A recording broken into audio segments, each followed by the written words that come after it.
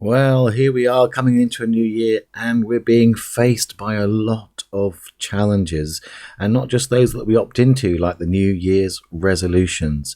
Thing is, life brings us challenges whatever time of year it is, and the way that we form our personality in early childhood often flavours how we meet those challenges in adulthood. Well, in this episode, I'm going to share with you the 3 core personality types and the 9 different strategies they use when confronted by a challenge. So you can find out which type you are and how you can use this awareness to make the best of life's challenges. So let's get into it. Hit it, Kim. Welcome to the Be a Brilliant Human podcast. You're in the right place if you're a growth-seeking being who acknowledges the challenges and delights of your humanity on the path to an ever more conscious life. If you want to feel inspired to love and accept yourself, to feel free to be and express you in all your brilliance, if you want to truly value yourself and others and feel energized and alive both at home and in the world, then sit back and take a breath as you explore and grow the brilliance of your beautiful human self with your host, the father of non-personal awareness and creator of the MPA process, Joel Young. Hello, and welcome to the Be a Brilliant Human podcast with me, Joel Young. And here we are in 2021. Happy New Year to you. Hope you had an amazing, wonderful, if a little weird again, Christmas, New Year, holiday season, festive season, whatever you want to call that time at the end of a year where most of the world takes a little bit of downtime at the very least. And I hope that was in some way restorative for you. But it's not over yet, is it? 2021, oh my God, here in the UK, they've just announced that we're going into a 3rd full lockdown, and there's a new strain and all these kind of things. So we continue to have these struggles and these extraordinary times, as they were called back when we've all forgotten all that time ago. Now I laugh at it. I know there's some serious stuff going on, both in terms of the differences of opinion that we see and the sort of polarization and arguments between people about what's true and what's not true. Never mind those who've been affected by it in terms of illness within the family. I've had people in my extended family who've been very affected by it. So it's one of those things where we have our own experience, our own stories, and life moves on, doesn't it? Well, today I thought that we would look at how we meet challenges and do it through the lens of personality type. So we'll get into that in a moment. But I haven't said, I realise, if you're new here, really, really lovely that you're here and welcome. Great that you found us in the beginning of 2021. We're on episode 67 here, which means always the episode number gives you a clue as where to find the show notes, because it's always www.beabrillianthuman.com/ and then the number of the episodes. It'd be /67 for today's show notes. And if you're back for more, thank you for staying with me. I love that you come back on a regular basis, as you know. And you can always get in touch with me via the website. There's a little button there that says leave me a message. So you can click that button and leave me a message, or contact me via social media. Usually I'm at Joel Young MPA on places like Twitter and Instagram. Facebook, you can look for MPA Rocks. That's November Papa Alpha Rocks. And also, of course, as always, email joel@nonpersonalawareness.com. Just get in touch. Let me know how you're doing.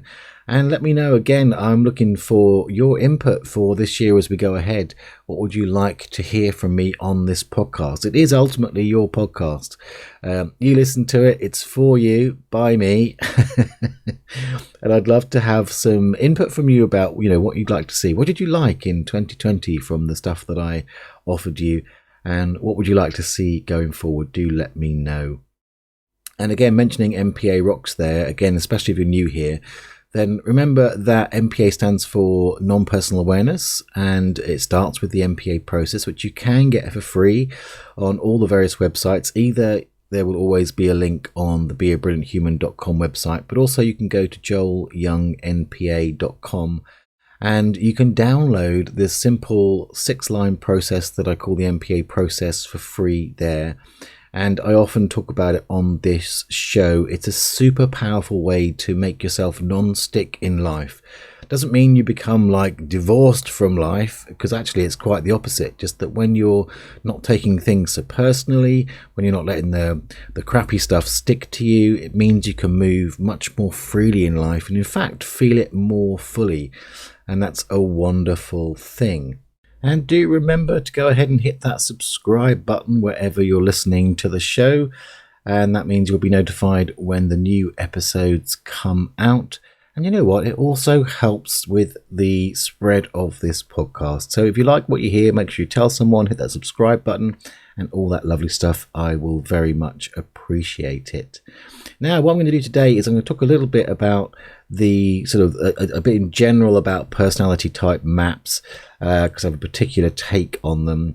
And then we'll dive into those 3 core personalities. So let's go ahead and do that now. So there's lots of different ways to sort of map out the personality, different systems people use. One of the ones that I've used a lot, and we're basing today's show on it, is called the Enneagram. Then there's the Reichian characterology. There's all the different psychological ways that people have looked at personalities and gone, how do I analyze this and sort of put some understanding on it? Now, there can be really wonderful things, and I think what they really do offer is a sense of insight into the sort of generalized strategies, how we build our sort of approach to the world, based usually on, you know, the challenges that we face when we're in our early childhood. And some beliefs say that you come in sort of predefined with your personality type intact. But we kind of build our personalities around the stories. Now, in NPA and non-personal awareness, we don't have issues with a personality. Some schools of thought are more about, they talk about it in terms of the ego. I'm not a fan of that word, because a lot of the stuff that I've encountered is about eradicating the ego. And I'm always like, well, good luck with that. I think the personality is something that if you embrace it, you can mature in relation to it and look for where it's got its positives. You know, our personalities are where we meet the world, in the same way that our skin is where we meet the world. It can be necessary to, you know, without our skin, we'd be very unprotected in the environment, and our personalities can really offer us that. And also it can sort of tend to lean us into our strengths as well as our vulnerabilities, or as well as our less than healthful traits. But it's all part of having that sort of wonderful tapestry of life, really. So the way that I look at personality maps is that they're generally sort of, they have to by necessity be simplified. And the fact is that we're all individual, complex humans, but they can be useful. But the danger of them is that you can become sort of dogmatically attached to the story. Again, in my background, my training, the Enneagram was used a lot, but I've been in a lot of circles, and because it uses 9 different numbers, you know, your type 1, 2, 3, 4, 5, 6, 7, 8, or 9, I'd end up noticing conversations where people were reduced to their number, and by their number there was a certain judgment around, you know, what it was in that particular personality type strategy. And that I find that can be very diminishing. So I always use personality maps with a certain amount of caution. But I think contextually, the behaviors that are mapped out in those personality structures can be useful, and most of the things that are labeled positive or negative, I find that they can go both ways, because there's always a context where something which seems on the surface negative in one context can actually be really helpful in another. So, you know, maybe one particular personality type tends towards anger and pushing back, which, you know, in a peaceable, you know, naturally relaxed environment isn't necessarily the best tactic. It just becomes an adjutant. Whereas, you know, those that are more tending towards, you know, passivity are fine and comfortable there. But when it comes to an actual challenge, those that are natural adjutants are those that stand up and defend the rights of others and those kind of things. Whereas the more passive types, then their wonderful, peaceful approach becomes less helpful. The seemingly positive trait becomes less helpful because that passivity can mean that, bullies get a hold and those kind of things. So I always think it's really good to look at the context when you're looking at the different strategies that we employ. And again, the way that I view, particularly the way we're going to go through it today, is that each of the ways that we approach things is, as I said, it's a flavor, it's a tendency. And I'm saying to you, by going through this, you'll have a good chance to identify, which type you are. But I will say that there is necessarily, in the time we have, not only is the map a simplification, but I'm also going to be reducing it right down to the bare minimum. My intention, my hope today is that you get something from what I share that will help you go, oh yeah, I think I can see that I do that, and maybe sometimes that's not as helpful as I think it is, or at least I wasn't quite aware that was something that is kind of I thought I was unique. That was definitely one of the gifts I got when I started sort of studying the Enneagram in particular, is when my particular personality type was laid out, was like, yeah, that's all exactly how I run it. I thought it was secret and I thought that I was alone in that. But when you realize it's something that is kind of just it's baked down to the sort of psychological mechanisms that have been shown to exist, then it gives you a sense of, okay, so you get more sense of distance from it, therefore you can shift your relationship to it, and therefore begin to mature in how you apply it and be more at choice. Really, that's the main goal here, is to get you more empowered and more at choice. I guess it also makes sense for me to talk a little bit about what I mean by, how they respond to a challenge. In one sense, of course, it's being challenged is one way, but I'm talking in general, really. When we face a challenge, there's lots of different ways that we get challenged, but when we are challenged, it pushes us to our edge. So in a sense, what we're talking about here is, what does the response to the edge look like? Now, if you listen to any of the back catalogue here of this episode, you'll probably notice that quite often I bring in that term, when you meet yourself at the edge, or when you come to the edge. It's like as we grow, we have like a comfort zone, and as you come to the edge of the comfort zone, that's when often the personality strategies are going to kick in. And it's my experience that no matter how much work you do on yourself, it's not that it's like that can be good. You can get a wider comfort zone. You can deal with more things without going into this territory.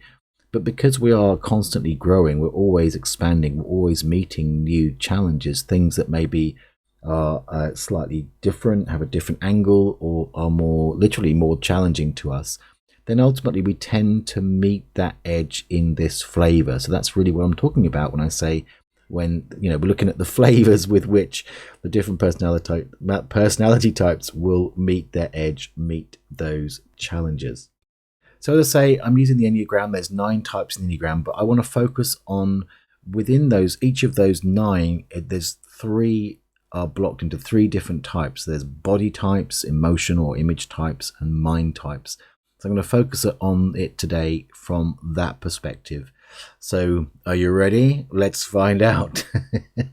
What are the 3 types of personality, and how do they respond to a challenge? So how are the 3 core types broken down? Well, within the Enneagram, they use associations, which in other words, or I would call them identifications. So the 9 types are grouped into groups of 3, which are body types, emotion or image types, and mind types. In a sense, what that's saying is the sort of deep, I guess, unconscious, sort of, I'd say hardwired, but I'm not sure that's true. The deep identification is I am. So I am my body, I am my emotions or my image, the image of me, or I am my mind. Now, this isn't something where you're going to consciously be thinking, oh yes, I am my body. It's more the kind of underlying currents where, at a deep sort of psychological, almost physiological or the mind-body connection level, there's this sense that one's existence is dependent upon those realms. So I am the body is more that, without my body, I don't exist. The emotions is only the emotions are real. The mind is what's real. But again, it's easy to get confused here, because it's not like a body type doesn't have part of it that thinks about the mind as being part of reality. It's just that the foundation of the core ideas and the behavioral strategies are based on that idea, usually again from crystallizing early experiences that sort of give the very young individual that impression. So for a body type, for example, there may be some situation where the body is under threat and suddenly it becomes aware, oh my God, the milk is taken away. This body could die, something like that. So whereas, with the emotional type, we'll have more of a sort of abandonment kind of experience where the emotions become really intense and strong at a very, very young age. But again, it's not so cut and dry. I want you to really get that today, is that it's not so cut and dry. I don't think, oh yeah, I had an abandonment experience. Body types and mind types can also have abandonment experiences, but they don't necessarily crystallize them as the core experience. So as we go through them, just bear that in mind. But I'm going to break it down. So within again, using the Enneagram, which uses numbers, the body types are 8, 9, and 1. Emotion or image types are 2, 3, and 4. And then 5, 6, and 7 would be the mind types. So let's start with the body types. So the body types with the I am my body, generally they're running on fuel, which is pure life force, really. It's like the pure body. It's like the really grounded energy for the most part. That's the sort of underlying sponsoring energy. But what you'll find as we go through these is within each of the body, emotion, and mind types, there are ways that energy gets either sort of expressed outward or sort of used overtly, and ways that different types will almost have a polar response to it. So one of the types, the body types, tends to massively suppress that energy, but nevertheless, deep down in there, boiling inside, is that pure sort of ground energy, which often can, when it comes up, can appear like anger. So often the body types are described as being sponsored by anger. So it comes out in that way, anger and control. And again, not that other types aren't controlling, they certainly can be. The emotional types really are more invested in their image. Often the emotional types create an image in order to elicit certain emotional experiences. So the 2, 3, and 4. But again, within that, there's a type that almost like goes, oh, fuck it. Nobody cares anyway, and they'll do anything. So they sort of have that polar response to it. Although again, secretly underneath that image is probably the most important thing. Or they go full out to create an image of that their image becomes everything. It really gets intense and strong. And the mind types, again, with the mind, the sort of what's going on there is a sense of that mercurial mind is the foundation. You can imagine it can get very mercurial mind, meaning it's sort of constantly changing. The mind is in flux all the time. But again, what the mind's approach to the world is generally is to try and find some structure, some formula, some kind of order on which to base the stability. So the mind types tend to do it in different forms. Again, one of the mind types in particular kind of goes, "I'll sod it." So you'll find within the 3 types underneath the body, emotion, and mind, there's usually one that sort of has a polar response. Now, it's also worth saying, to go a little bit deeper in the Enneagram, that there are complexities where, let's say you're a number 9 type, which is a body type. You also tend to sort of move into 3 and 6, and 3s are image types and 6s are mind types. So there is that crossover, but I want to focus on the core thing, because when you're at your edge, when you're right in the core doo-doo, we tend to do this general flavor of things. All right, so body types. Let's start with the number 8, the boss, the leader. So the first ways that sort of to point out to you how body types will meet a challenge is really to take it. The 8s are very much, their energy is out there. They sort of really take control of things. So the response there is, if come a challenge, they have to own it. They have to sort of beat it. They have to, become bigger than it, better than it. and they take that approach. So often you'll find that these types are often the leaders, but they can also be the bullies in the kind of more negative sense of the word, I suppose. But the underlying energy is that, I cannot be weak in the face of this challenge. I have to be stronger. I have to go out there and take control of it. Now, the 9s, the second of the body types, is that polar opposite. Generally, 9s are not so much the leaders, or they can be great leaders, but they're more the peacemakers of the world. But if you think about that, the underlying energy of how they will tend to meet the edge is to pacify it. I mean, there's a withdrawing element to it. Withdraw, consider, and if possible, pacify. So a lot of there can be a lot of passive aggressive behavior in that, because they do want to try to take control. All the body types want to take control in some form. But generally, if you find that you tend to meet something with an attempt to pacify it or make it better, again, the 9s tend to have a very optimistic outlook on life. So often that sort of false positivity is something which you see in, not exclusively, but certainly in the 9s. But there's a kind of a withdrawal from it. So as you meet the edge, you might find you begin to procrastinate or pull away from it to begin with, because you want to create space to see if you can pacify it, and then only if you absolutely have to when you confront it, because confrontation is not the favorite activity of a 9 generally, certainly if someone who's what I would call highly fixated. Again, just to put in here, as you do a lot of work on yourself, you can really overcome many of the underlying fears of these strategies. And I'm someone who, I guess, identifies as a 9 if I'm going to go by the Enneagram. So generally I'm sort of jovial, and I tend to meet my edge. When I meet my edge these days, if I find myself, this is one of the ways you can use this map, if I find myself withdrawing or trying to pacify it or procrastinating, now I know it as a signal. I did an episode about how you can use with embracing polarity, you can use this information as a signal, and then I go, oh right, I see what I'm doing. That sort of core 9 strategy, the core body type strategy is kicking in. I now know it's a signal, so I won't just do it and then just go all blamey because I haven't got enough time and I'll actually do something about it, and I've learned to recognize it in that way. So the third of the body types, the 1, the 1s tend to be the rebels of the world, as in that they incite rebellion based on a cause. So they have a moral imperative. So at their edge, they'll tend to try and make it right or do the right thing. Now, the 6, which we'll come on to later, also has a kind of rulesy thing, but there's a distinction with the 1.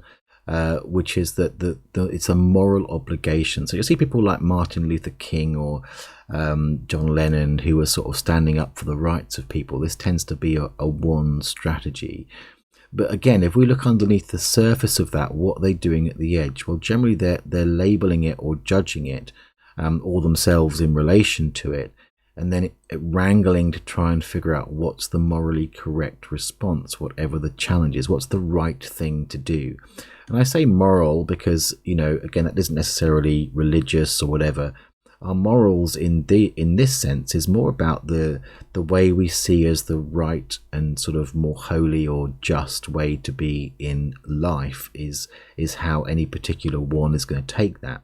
But the sort of underlying sponsoring energy is going to be that sense of they need to label it or judge it in some way against whatever the moral code is, and then act rightly according to that. All right, let's move on to the emotional types. Again, emotional types or image types generally based their sort of underlying sense of reality is based on emotions. It's all about getting emotions, getting love, getting approval, those kind of things.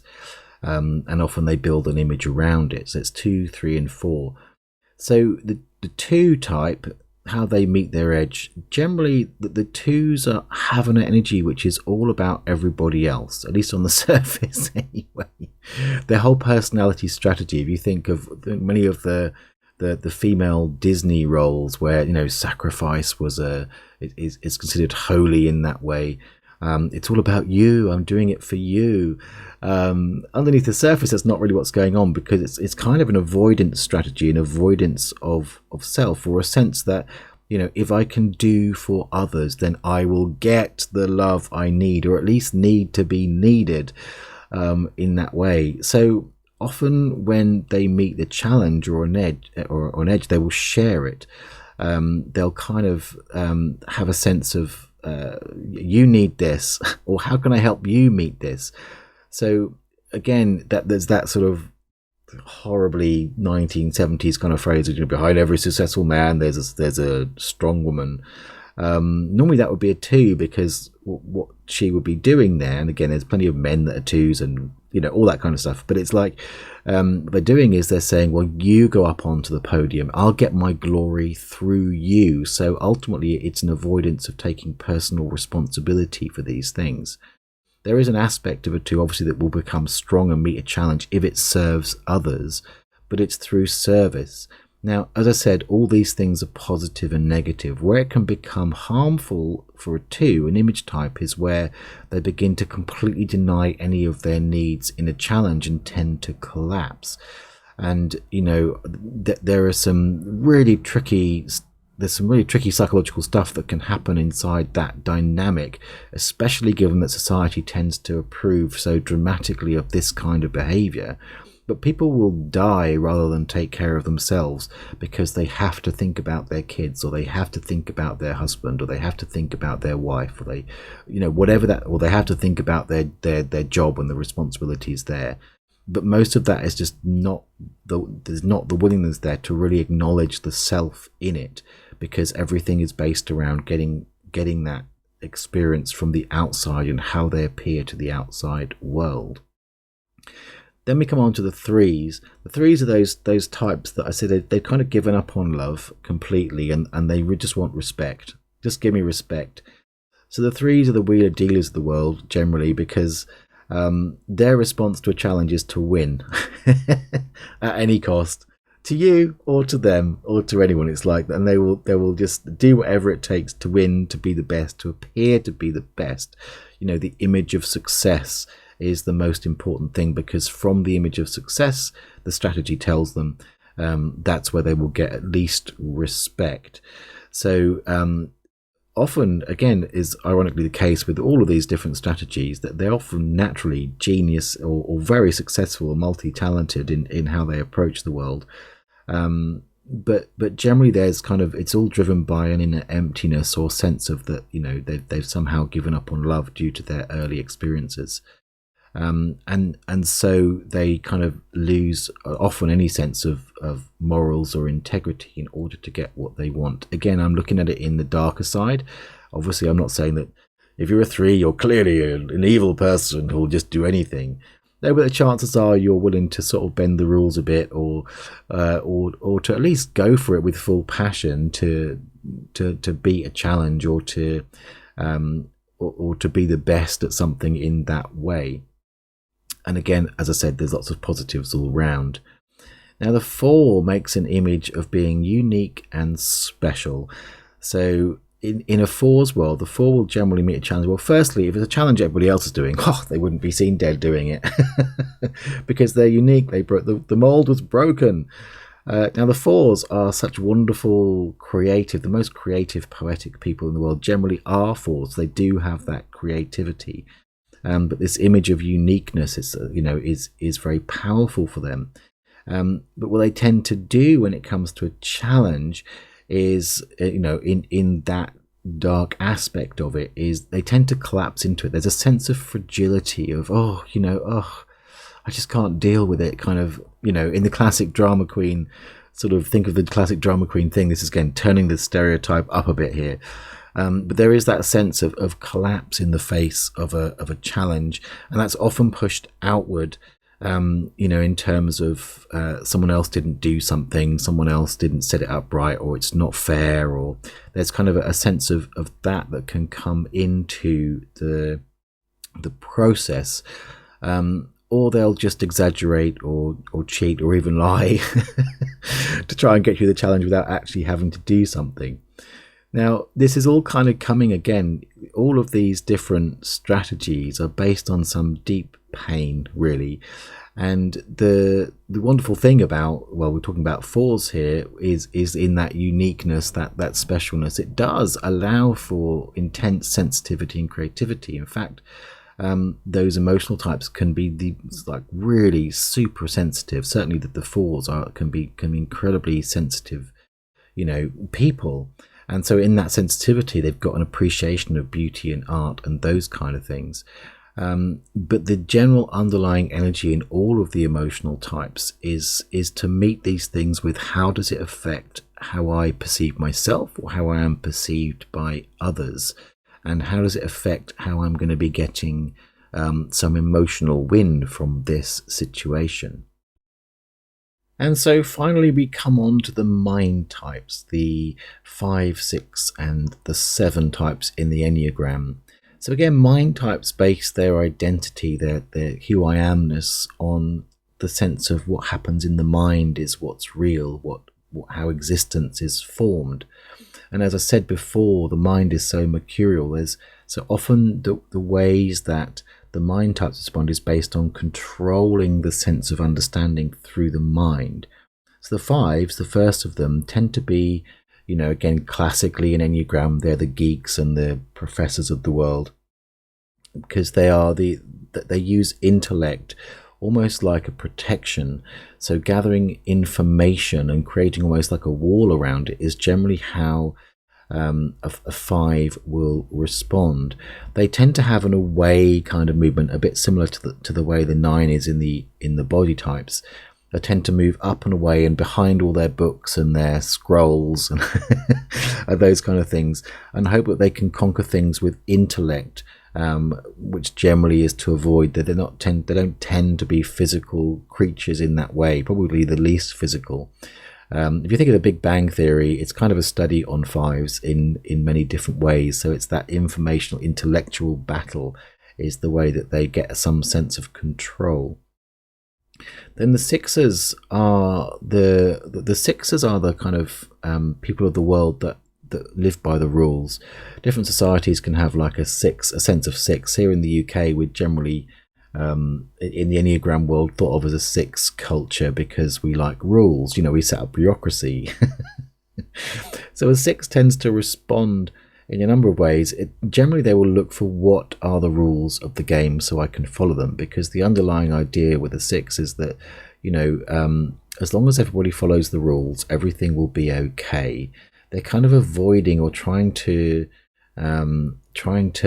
counteract the sense of chaos, the fear of the madness that's going on deep down inside. And one of the ways that they will do that is they will look to the crowd. What is the herd doing? What is the crowd doing? Because that gives them a sense of what the general trend is. I mean, the whole idea really of trends is it's an anathema to a 4. It's trendy. I'm not doing that. I'll do something different. Whereas a 6 loves to get with the trend, because then there's that sense of safety, because everyone sort of knows what's going on.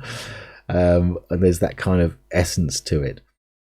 And then the 7s are the polarity responders in a way. The 7s response, again, they're in a way movement. They tend to, in one sense, run away, but they do it in a really interesting way. The 7s use enthusiasm and intensity as a way to meet the challenges of the world. So people that dive out of aeroplanes to, dive into the ocean, swim with sharks and all those extreme sports, generally that's a sort of 7 behavior. Again, I'm not saying that only 7s do that or all 7s do that, but it's a good way to illustrate how the 7s, those mind types, will approach a challenge. They'll kind of go, right, let's make it fun, let's do it for the fullest, let's see if I can do it 5 times as fast as anybody else, and then move on to something else. But there's a constant movement which happens. So one of the ways that can manifest for a 7 is a tendency to sort of not stick with something. So if a challenge comes up, it's like, if it's not fun or whatever, then I'll just move on, or to not sort of sit and consider something, to not meet things so deeply, which is an avoidance strategy, because sometimes in life you need to really sink into something to let it soak in you. And the 7 strategy is more about moving away from any pain. or in the case of like any fear of death, one of those people that jump out of aeroplanes and push themselves to the edge in that way are often doing the exact opposite. It seems odd, but that's the polarization. Again, I'm going to link the polarization embracing polarity episode in the notes here, because it's important to understand that we do often have those polarities. So the other polarity within the 7 is to go, right, I'm going to show death that I'm not afraid of it, even though I deeply am. And so that's where a lot of those extreme sports are born from. So there's lots of different types, and I've given you a lot of information today. I hope you found it interesting, maybe entertaining, maybe you've recognized some of it.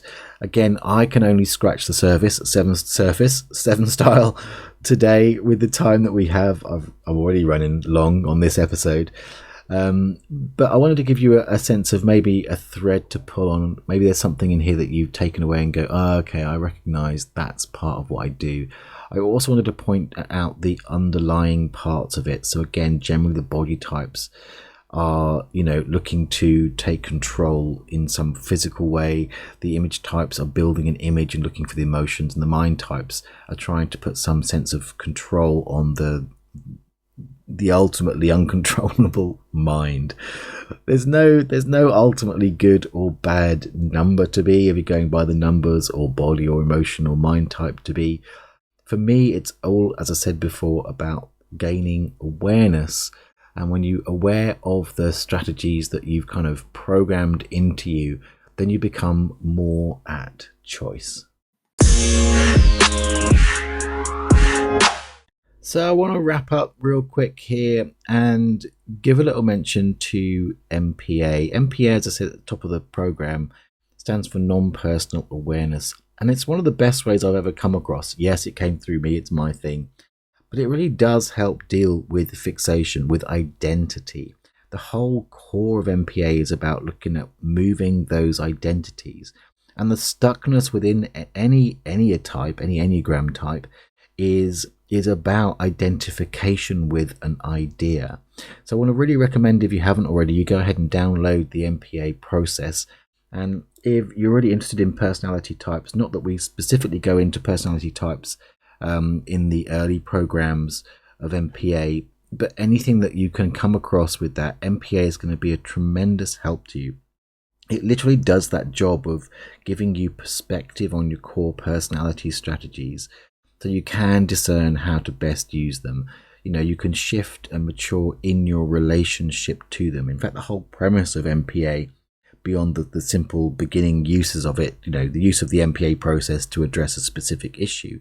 But as you get deeper into it, you'll begin to understand that it really helps you shift your relationship to those stucknesses or ideas in life. So you're no longer a slave to it, because we are ultimately, when we're unconscious, a slave to these ideas. We're not at choice until we have awareness.